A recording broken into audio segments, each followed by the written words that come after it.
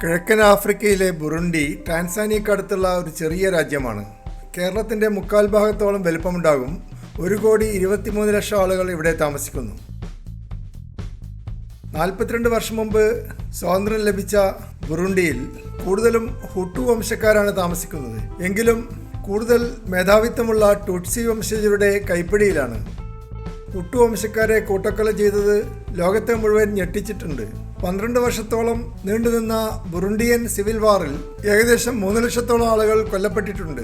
ഭൂരിപക്ഷം വരുന്ന ഹുട്ടു വംശക്കാർ 30 വർഷം മുമ്പ് ഒരു രാഷ്ട്രപതിയെ തിരഞ്ഞെടുത്തുവെങ്കിലും അദ്ദേഹത്തെ ടുട്സി വംശക്കാർ കൊലപ്പെടുത്തുകയുണ്ടായി.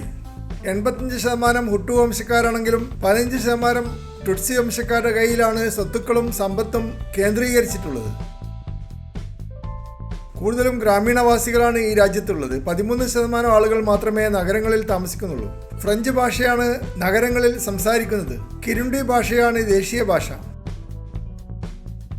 വനനശീകരണവും മണ്ണൊലിപ്പും ഈ രാജ്യത്തെ പരിസ്ഥിതി നശിപ്പിച്ചിരിക്കുന്നു.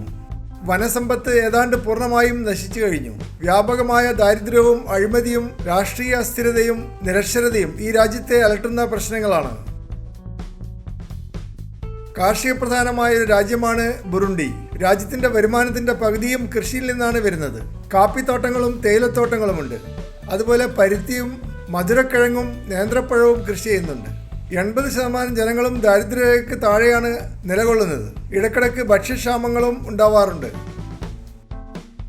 90% ക്രിസ്ത്യാനികളാണ് ഈ രാജ്യത്ത് താമസിക്കുന്നത്.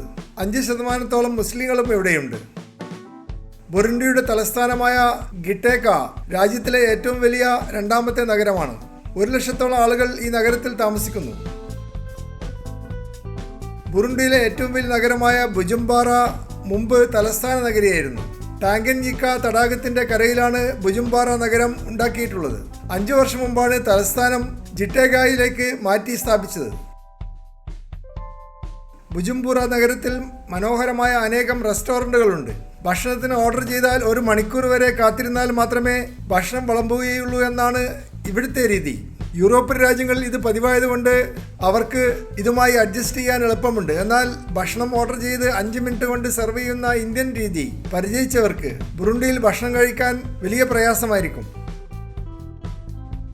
ബൊട്ടാണിക്ക റെസ്റ്റോറൻറ്റ് യൂറോപ്യൻ ശൈലിയിലുള്ള ഒരു റെസ്റ്റോറൻ്റ് ആണ്.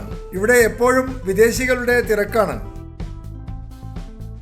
ഒയാസിസ് റെസ്റ്റോറൻറ്റ് ഗ്രീക്ക് ശൈലിയിലുള്ള ഭക്ഷണമാണ് കൊടുക്കുന്നത്. 17 തരം പിസ്സകൾ ഇവിടെ ഉണ്ടാക്കി കൊടുക്കുന്നുണ്ട്.